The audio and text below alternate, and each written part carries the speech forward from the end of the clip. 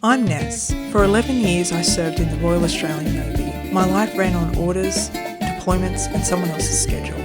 I gave that uniform everything I had. It's been 5 years since I transitioned to civilian life. Now I'm writing the next chapter on my own terms, chasing the places, the people and the moments I've never had time for. This is life after uniform.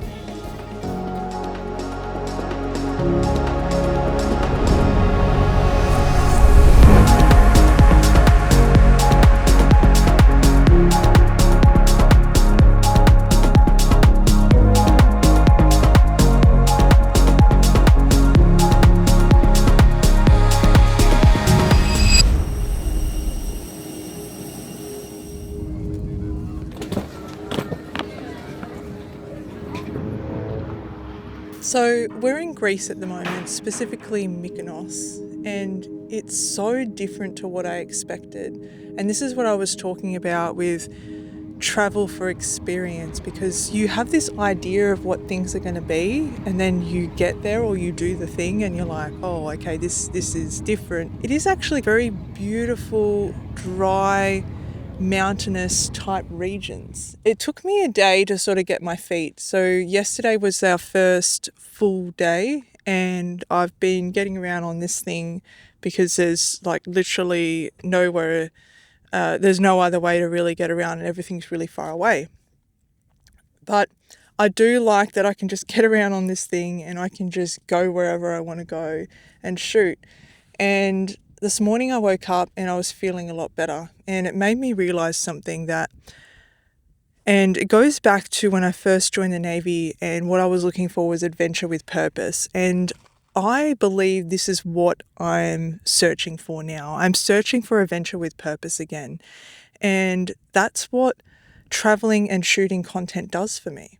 And I can just get on this scooter, and I've been up since sunrise shooting drone shots and getting these epic cinematic shots of me at cliff faces, this beautiful lighthouse behind me. And it's adventure, but it also has purpose. There's a reason behind it. And I'm not just shooting content for the hell of it. I'm creating something out of it, and then I'm sharing those experiences. So it's really cool to have these realizations of finding what you've been looking for.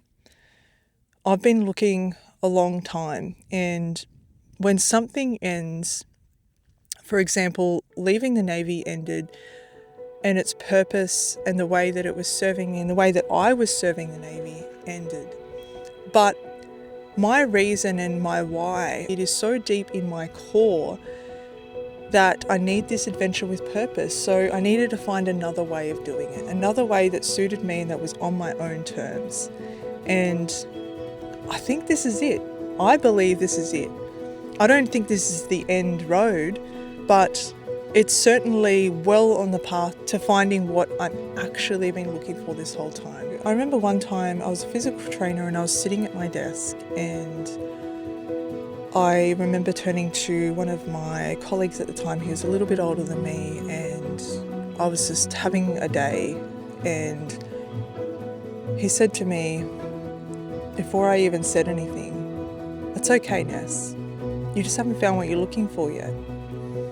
And those words have always just stuck with me. You know, those words that just sit there in your head and you always look back to that moment. And maybe you didn't fully understand it, but it meant something to you. That moment meant something, and you knew it was going to hit you later. And I think it's definitely hitting me now with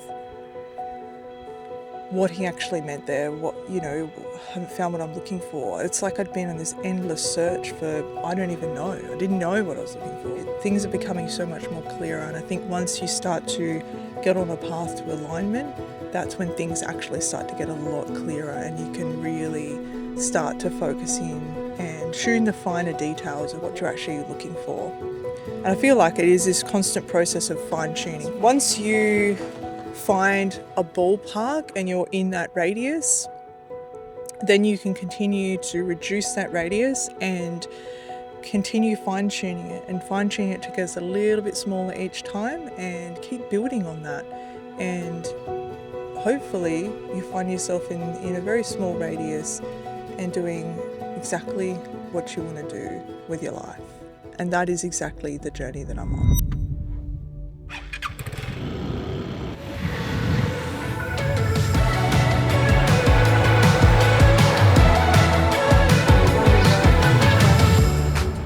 I was just trying to follow the ocean. This way?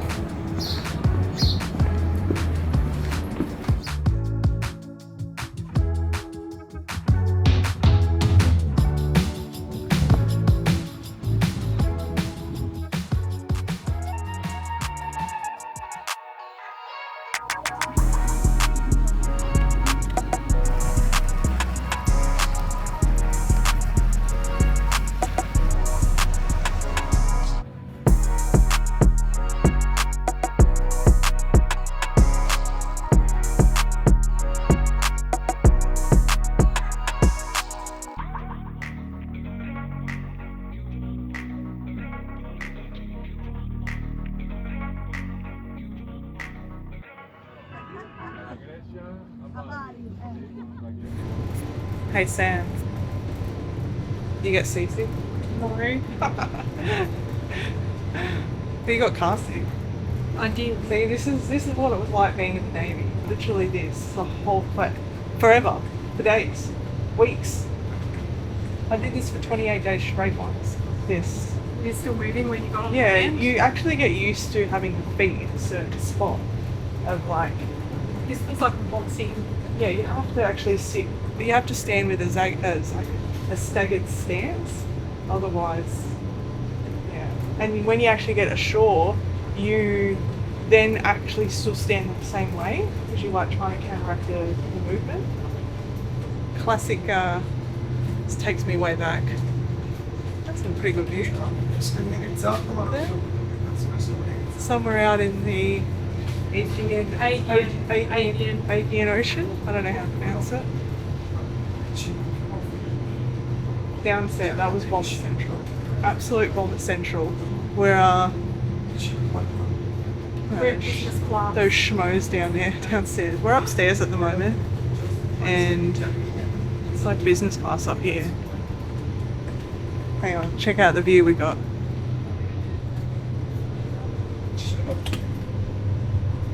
Bye Mykonos.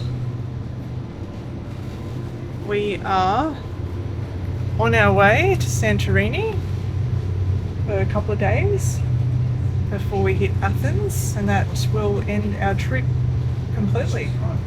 So we got about a 2-hour ferry ride. I am burnt on my face. Actually, really, I look like a lobster, and you can see my sunglasses. That's from the bike yesterday and the day before. My goodness, look at me. You have the white rings. Yeah, I need the glow effect on. All right, see you in Santorini.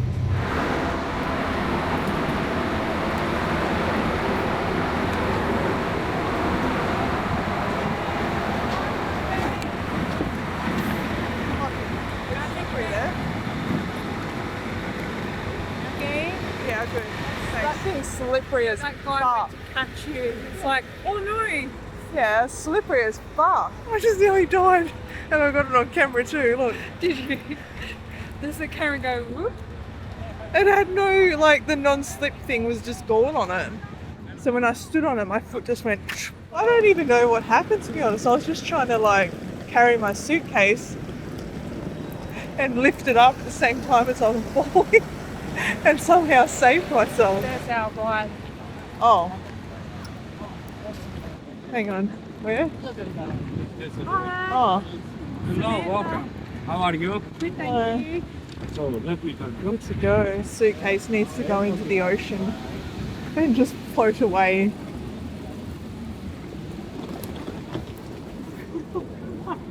Oh, Sam, look at the wheels on. I can't even see. Oh my god. Oh. Hello. Look at this. You sit there. Let's sit on it.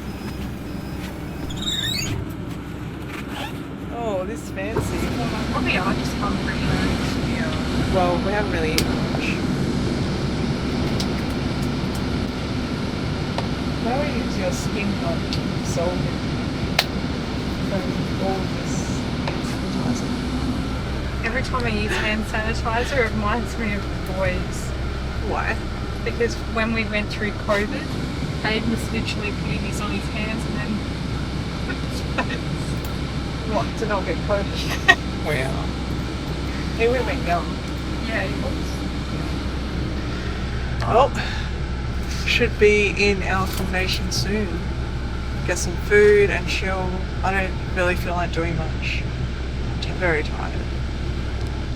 The ferry made me tired.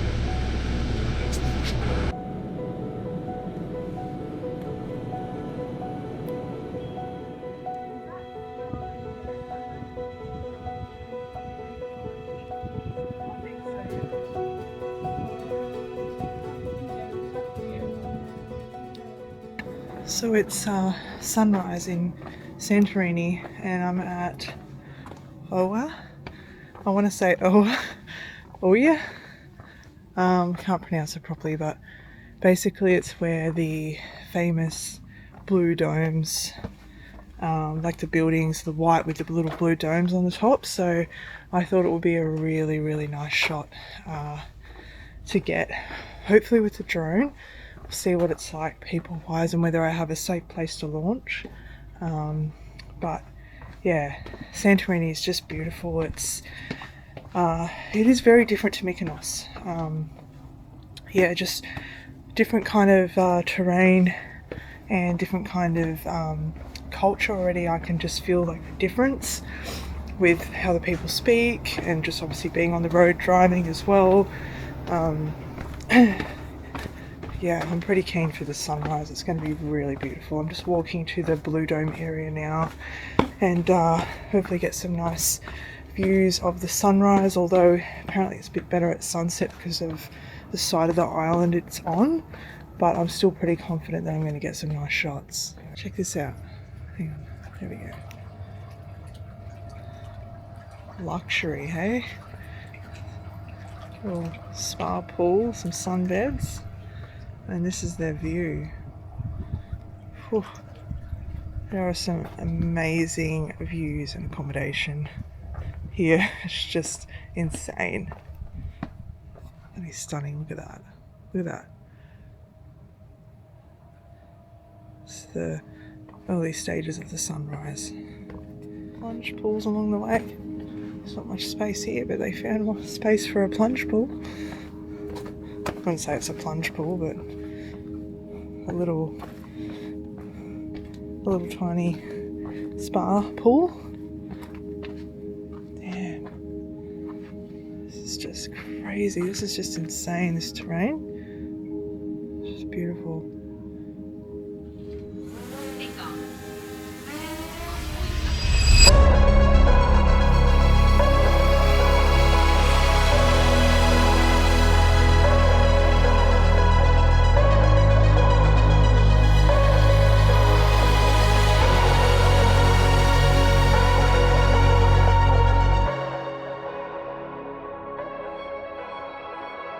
So here's the truth about how I started life after uniform. 6 months ago, I quit my full-time teaching job to go all in on Through My Lens Media. And I thought it was going to blow up. I thought, this is it. I am on the verge of something. I flew over to the States and filmed Aussie Grit at Waterpalooza, and I thought, this is it. I'm going to land this amazing brand deal and everyone's going to know who I am and what I'm doing, and this is going to be it. I got home and it was just silent, just crickets, and I made this really cool documentary and it went nowhere. But it wasn't all for nothing, because it led me to this right now. And it's accidental. I had no one to film, I had no one to work for, I had countless rejections from jobs, unread, ignored emails. I can't even tell you how many rejections I had. And it just felt like every which way I went with Through My Lens Media was a dead end. I'm still operating as Through My Lens Media, but it's just a bit different. And I decided that I didn't want to chase the money, because chasing money led to things that made me unhappy. And I only wanted to film certain people and work for certain people to protect myself. And this was the way that I could do that. I had no one to film. I had no one to work for. So I thought, stuff it. I'll turn the camera on myself and tell my story, because I thought, I actually have a hell of a story to tell. I have been to a lot of places, done a lot of things. I have a lot of life experience. And I thought, what can I do with this and turn it into something that's going to create impact and something that I can actually create awareness around? And that's when I came up with Life After Uniform. And now it just makes so much more sense, even though it was so unintentional. But you know, it's the cliche saying of everything happens for a reason. It's like, maybe this is what I was meant to be doing, and I just had to go through all the crap, quoting my mentor here, wading through the crap to get to the things that actually lead you to you and what's aligned to you. And maybe that was just some of the crap I had to go through to get to this right now. And to be honest, I have no idea where Life After Uniform is going to end up. But I do know one thing. I can keep doing it no matter what. And the biggest question I asked myself with creating YouTube episodes was, what would I want to create if no one cared and no one watched? If no one watched it, no one viewed, no one liked it, and it was crickets, what would I want to create? And the answer was this: Life After Uniform. I wanted to create this no matter what, and I thought, well, there's my answer, because that's the long game that I can play and it's sustainable. I enjoy it, there's no pressure, and I feel that there is purpose behind it. I care about it. It means something to me, and I believe I'm creating impact. So that's what I've decided to stick to now. I think that that's something I'm learning along the way, is how can you do something for a long time, and it has to be something you enjoy. There can't be, for me anyways, there can't be external validation. There can't be these external reasons of doing it. I'm doing it for them, I'm doing it for the money, or I'm doing it for the location and the job and the perks. No, it has to be internal for me. It has to be a really deep core belief and why and purpose behind it for me to actually continue doing this long term. I honestly believe that that is the key to all of this.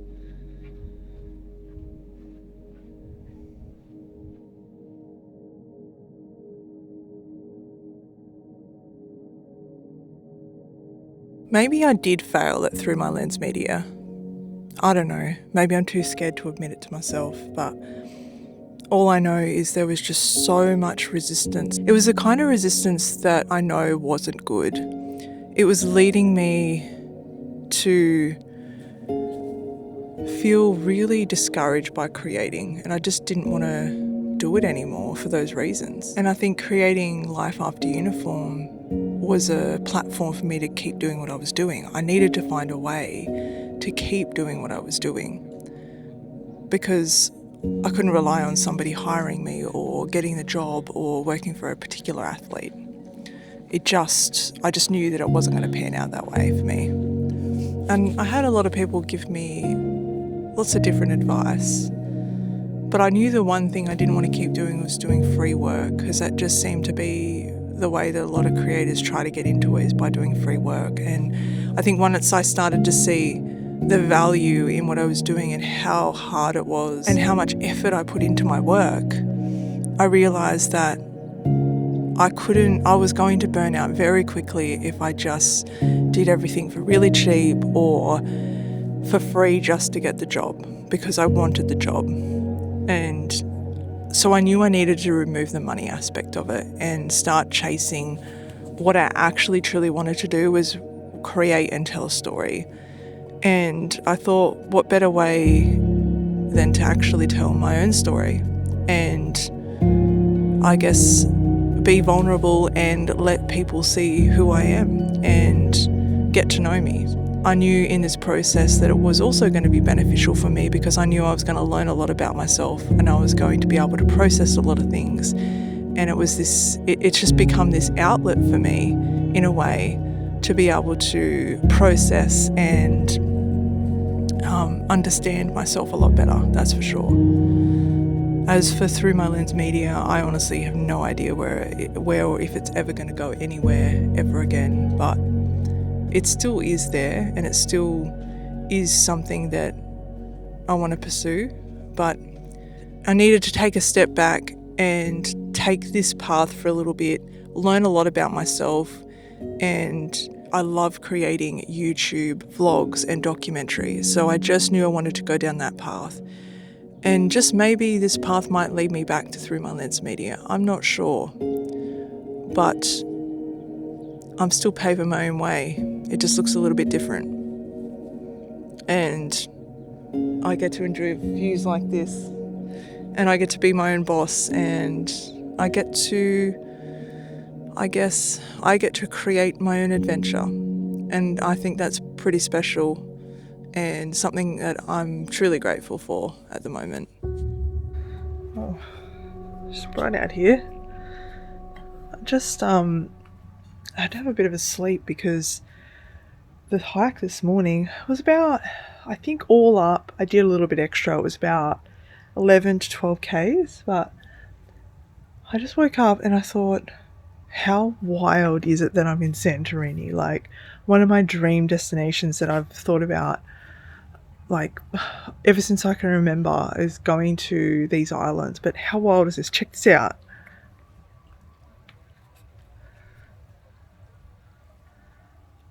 Like, I just have this amazing appreciation and gratitude for being here and having this experience. It's awesome.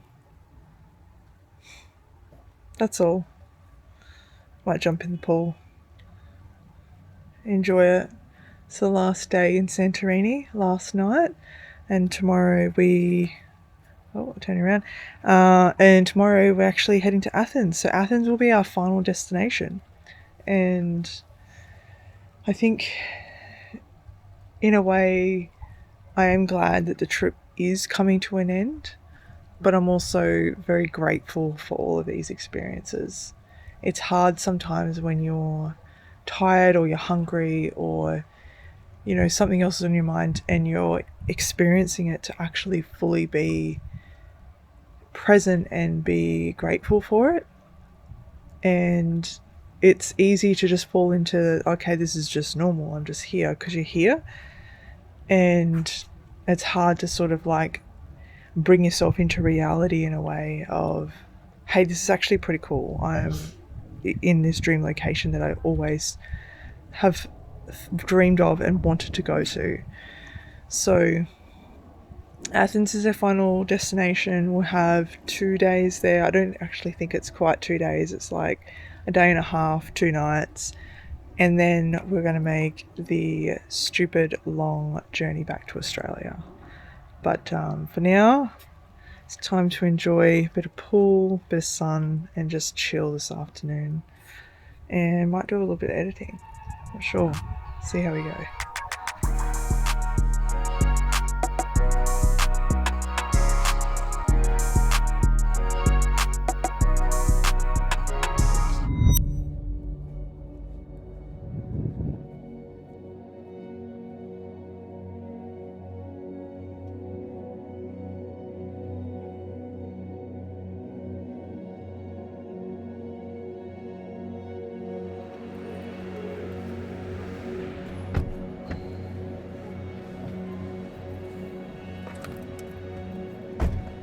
Good morning. Hi. Hello. Athos Hotel. Athos Hotel. Okay. Can I have the accent? accent. Athos. What are we buying at the flea market? I have no idea. Come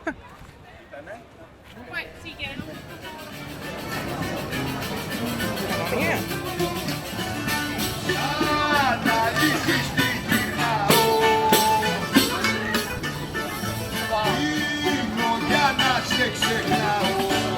Sam, look what you've done to me. Now I have to eat this. Oh. Why are we in here? You? Hey, you've got more than me. She waited.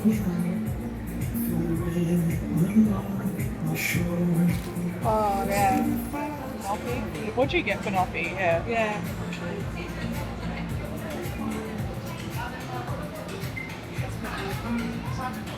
Where is it? You. This is wild. It's 5:36 a.m. and I'm walking through Athens and it's just dead. Look at this.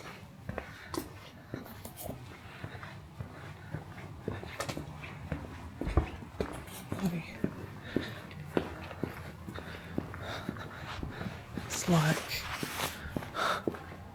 one person. So I'm heading to this particular point that is, hang on, let me just check I'm going the right direction. Oh, we missed the turn. So I'm going for this particular hill and it's going to be overlooking the Acropolis and a bunch of other historic sites, and I'm going to try and get the hero sunrise shot. So this is honestly the only way to be able to get these really cool shots, is getting up this early and going out before the people, before the heat, and just getting that beautiful light. And it started because at the Colosseum in Italy, I didn't have my filter on my A7 IV. I've actually got to bring it with me. So I was like, oh, I'm going to have to do a lot of sunrise and sunset shots. And turns out it's probably the best way for me to actually get the shot, because it's the crowds. And the crowd's people in the way, obviously, and also the heat. So, alright, I'm going to figure out where I am. I'll check back in when I'm there.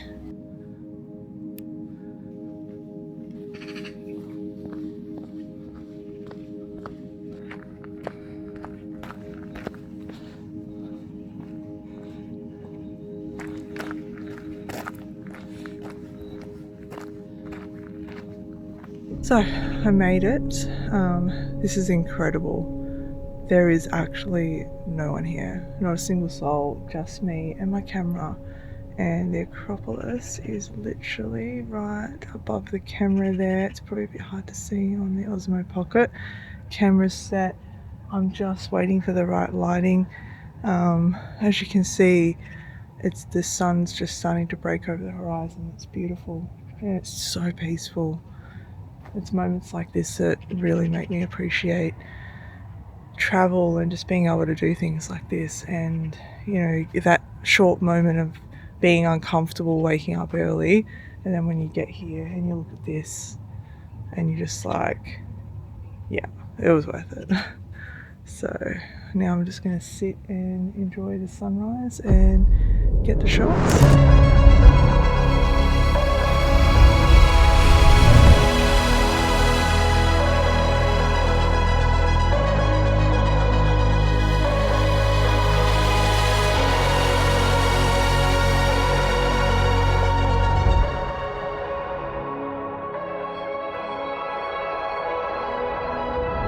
The sunrise is absolutely beautiful.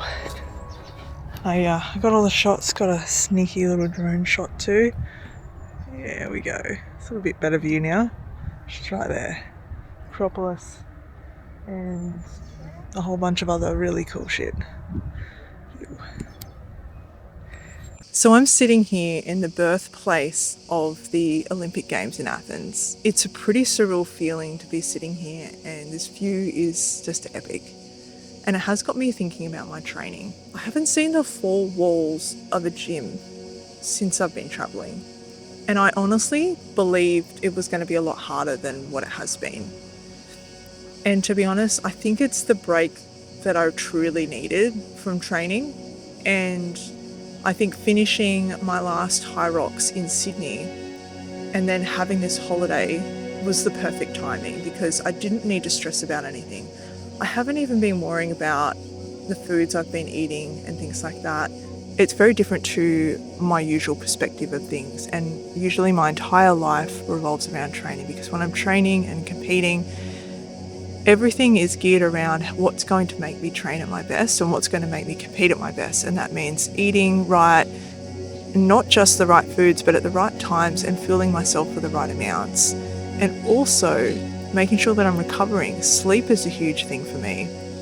So not having those things and actually being able to focus everything on actually experiencing this trip, I think has made it a completely different trip. This trip was never about going to train. And I did come here thinking maybe I would train here and there. I didn't think that I wouldn't train at all. But I'm okay with that. I'm okay that I haven't trained. It kind of gives me this reset that I truly need. That when I go back, I can start to go back to some CrossFit movements and I can start to rebuild this different version of me that's going to go back to CrossFit, because I've talked about this before in previous episodes, but I know that I can't go back to CrossFit in the previous way that I was, in the previous version that I was. I need to go in with a different perspective, and I think the perspective that I'm building now is certainly going to help me with more of a longer sustainable way of training the sport.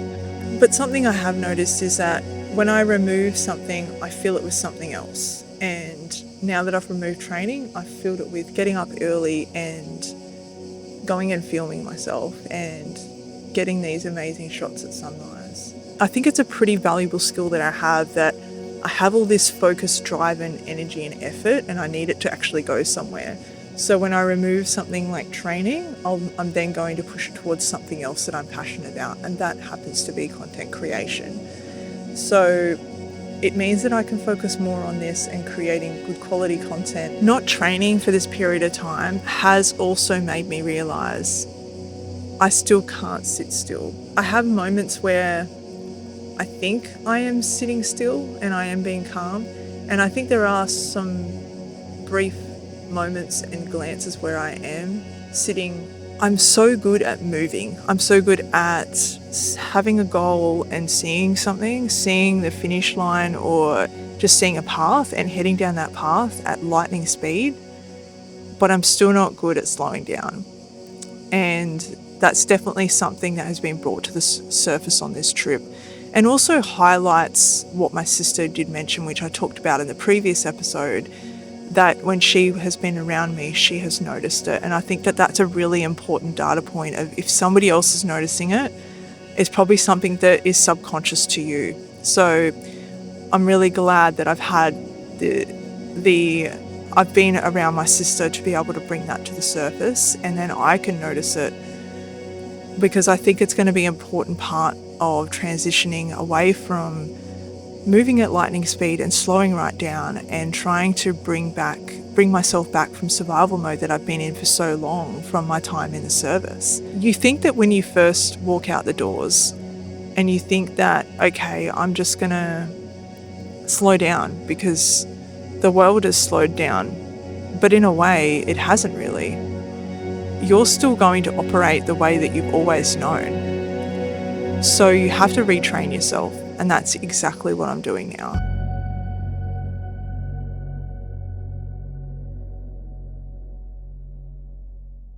What did you say, Sam?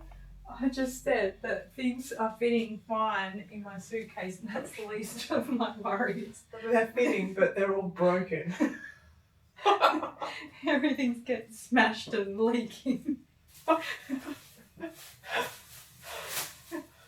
My favourite thing you said was every time you put your suitcase on the conveyor belt, you're like, what disaster am I coming to that to?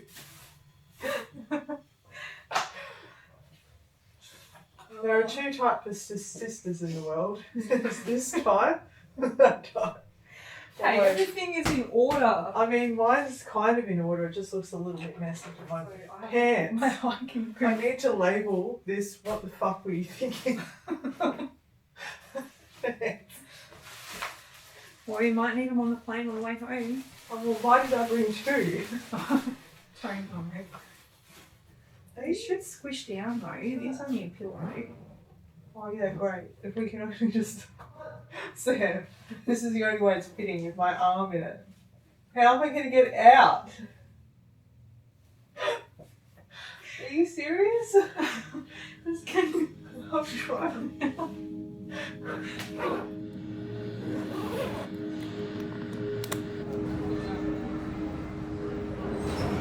So we're in Rome and we're about to start the long haul back to Australia. So we've got Rome to Istanbul with a layover. Then we have Istanbul to Malaysia. Wait, where are we going to Malaysia? I think it's Kuala Lumpur first, isn't it? No, Istanbul. Oh. Istanbul, then Malaysia.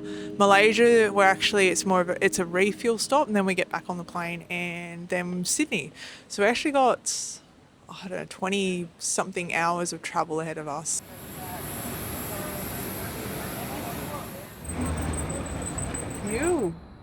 We're back in Sydney now.